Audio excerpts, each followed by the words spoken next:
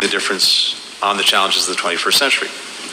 One of the most powerful testaments to the importance of African leadership has been the November 2nd cessation of hostilities agreement to end the conflict and suffering in northern Ethiopia. The conflict was absolutely devastating.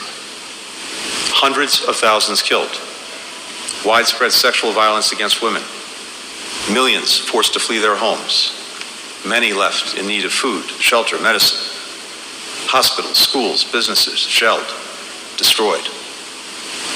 The cessation of hostilities agreement is a major achievement and step forward, saving lives, changing lives. The guns are silent. As the fighting has stopped, human rights violations have declined. Humanitarian assistance is flowing and finally reaching nearly all communities in need. Services are being restored in the Tigray region. The dedicated diplomacy of mediators from the African Union, from Kenya, from South Africa, supported by the United States, was essential to securing this agreement. And the AU monitoring mechanism is a key to its full implementation. Prime Minister Abiy and the Ethiopian federal government and Tigrayan regional leaders should be commended for reaching this agreement and for the significant progress in delivering on their commitments. These efforts have created the foundation to rebuild the communities that have suffered so in Tigray, Amara, and the Afar regions. They need the help and support. I strongly urge the inclusion as well of women in decision-making roles as the agreement is implemented, especially in light of the gender-based violence that was perpetrated during the conflict. Today, I first met with Prime Minister Abiy and then with signatories to the agreement, the heads of delegation of the government of Ethiopia and the TPLF, to underscore our support for peace as well as the dividends it can yield. And those dividends are important. People need to see that peace brings concrete dividends in their lives. That starts, of course, with the cessation of violence, but we want to build positive things on top of that.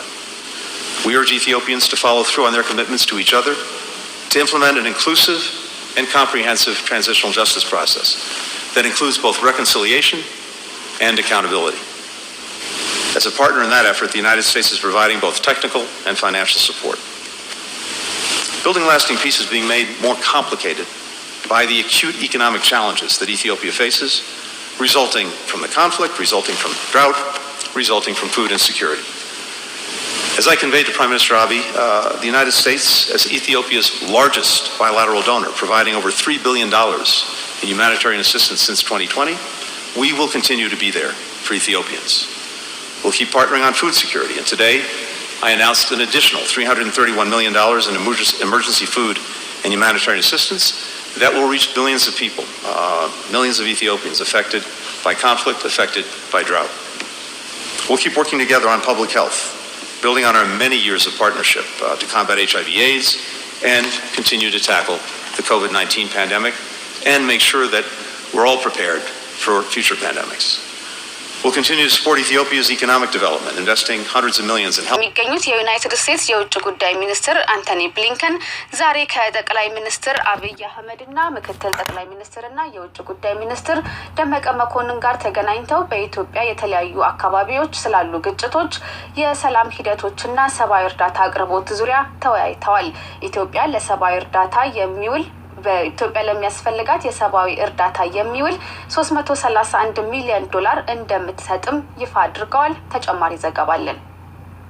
በኢትዮጵያና በኒጀር ለሚያደርጉት ጉዞ ሰኞ ዕለት ሜሪላንድ ግዛት ከሚገኘው የአሜሪካ ወታደራዊ ተቋም ተነስተው ጉዟቸውን የጀመሩት የዩናይትድ ስቴትስ የውጭ ጉዳይ ሚኒስትር አንቶኒ ብሊንከን በዛሬው ዕለት ከኢትዮጵያ ጠቅላይ ሚኒስትር አብይ አህመድ ጋር ተገናኝተው በሰሜን ኢትዮጵያ ስላለው የሰላም ስምምነት ትግበራ ሂደት፣ በኦሮሚያ ክልል የሚካሄዱ ግጭቶችና የሰብአዊ መብት ጥሰቶች ዙሪያ ተወያይተዋል። የአሜሪካ የውጭ ጉዳይ ሚኒስትር ዛሬ ባወጣው መግለጫ በሰሜን ኢትዮጵያ ጦርነት ላይ በተሳተፉ ሁሉም ወገኖች ለተፈጸሙ አሰቃቂ ድርጊቶች ተጠያቂነት እንደሚያስፈልግ መሪዎቹ መነጋገራቸውንና አካታችና ሁሉን አቀፍ የሽግግር ፍትህ ሊኖር እንደሚገባ መነጋገራቸውን አስታውቋል።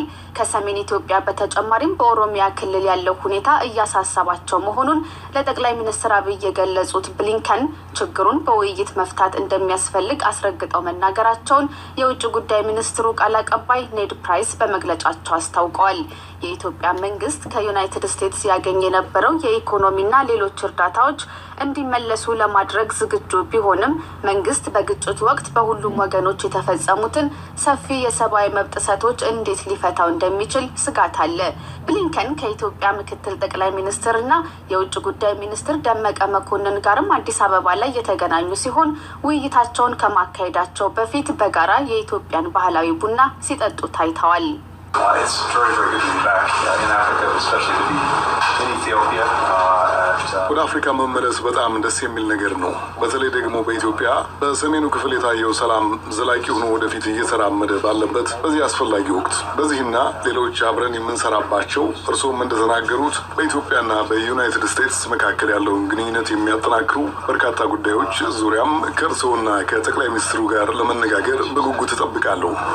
ብሊንከን በንግግራቸው የጠቀሱት የሰላም ስምምነት በኢትዮጵያ ሰሜናዊ ክፍል በሚገኘው የትግራይ ክልል የተካሄደውን ግጭት ለማስቆም ባለፈው ዓመት የተደረሰውን የሰላም ስምምነት ነው። አክለውም ይህን ሰላም የማስጠበቁ ስራ ትልቅ ትኩረት ሊሰጠው እንደሚገባ ገልጸዋል።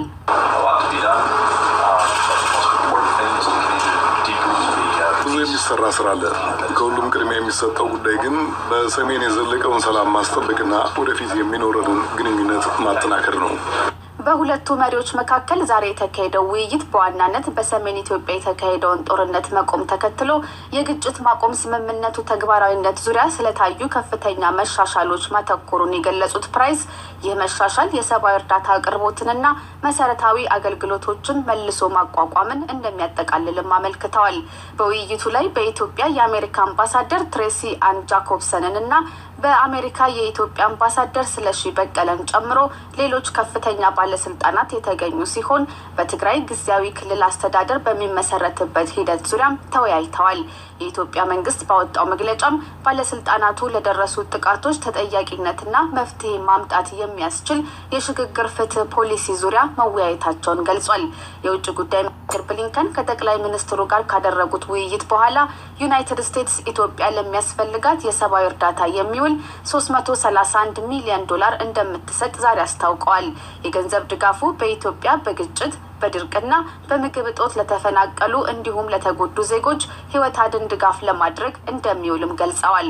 ከተጠቀሰው ገንዘብ $12 ሚሊዮን የሚሆነው በውጭ ጉዳይ ሚኒስቴር የህዝብ የስደተኞችና የፍልሰት ቢሮ በኩል የሚሰጥ ሲሆን ከ$319 ሚሊዮን በላይ የሚሆነው ደግሞ በዩናይትድ ስቴትስ ዓለም አቀፍ ልማት ኤጀንሲ ወይም ዩኤስኤድ በኩል የሚሰጥ ይሆናል። ይህም አሜሪካ እንደ አውሮፓውያን አቆጣጠር በ2023 በቀጠናው ለሰብአዊ እርዳታ እንዲውል የምትሰጠውን እርዳታ ወደ $780 ሚሊዮን የአሜሪካን ዶላር ከፍ እንደሚያደርገው የውጭ ጉዳይ ሚኒስትር ዛሬ ባወጣው መግለጫ አመልክቷል። የገንዘብ እርዳታውን ይፋ መደረግ አስመልክቶ ዩኤስኤድ ባወጣው መግለጫ ለስድስተኛ ተከታታይ ወቅት ዝናብ ባለመጣሉ በደቡብና ደቡብ ምስራቅ ኢትዮጵያ እየከፋ የሄደው ድርቅና በተለያዩ የኢትዮጵያ አካባቢዎች ያለው የጸጥታ ችግር ከ20 ሚሊዮን በላይ ሰዎችን አስቸኳይ እርዳታ ፈላጊ እንዳደረጋቸው ገልጾ ገንዘቡ በመላው ኢትዮጵያ የሚገኙ ከ5 ሚሊዮን በላይ ሰዎች እጅግ አስፈላጊ የሆኑ እርዳታዎችን ለመስጠት እንደሚያስችለው አስታውቋል። ዩናይትድ ስቴትስ በኢትዮጵያ ውስጥ ትልቁን የሰብአዊ እርዳታ አቅራቢ ሀገር መሆኗን ያመለከተው የውጭ ጉዳይ ሚኒስትር መግለጫ አዲስ ይፋ የተደረገው የእርዳታ ገንዘብ በዩናይትድ ስቴትስ እና በአፍሪካ መካከል ያለውን አጋርነት የበለጠ እንደሚያጠናክረው ጨምሮ አስታውቋል። ብሊንከን በኢትዮጵያ በሚያደርጉት ቆይታ ከፌዴራል መንግስት ባለስልጣናት በተጨማሪ ከትግራይ ክልል ባለስልጣናት ጋር አዲስ አበባ ላይ ለመገናኘት እቅድ ይዘዋል። በቀጣይ ወደ ኒጀር በሚያደርጉት ጉዞም በአካባቢው በሚገኙ ከእስላማዊ መንግስት ጋር ግንኙነት ያላቸው ቡድኖች ላይ ያነጣጠረውን የአሜሪካ ወታደራዊ ዘመቻ ያስተናገደችውን ሀገር በመጎብኘት የመጀመሪያው የውጭ ጉዳይ ሚኒስትር ይሆናሉ። ብሊንከን ከሲቪል ማህበረሰብ አባላት ጋርም ዛሬ ተገናኝተዋል።